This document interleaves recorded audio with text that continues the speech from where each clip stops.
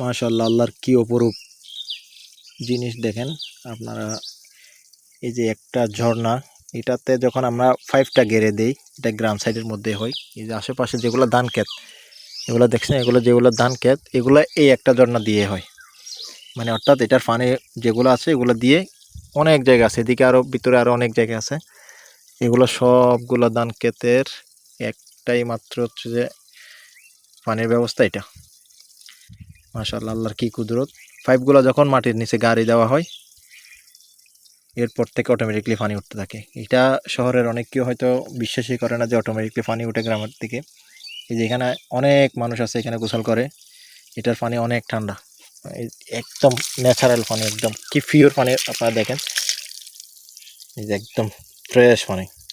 মাশাআল্লাহ, আল্লাহর সৃষ্টির কোনো তুলনা হয় না, এটাই তার বাস্তব প্রমাণ।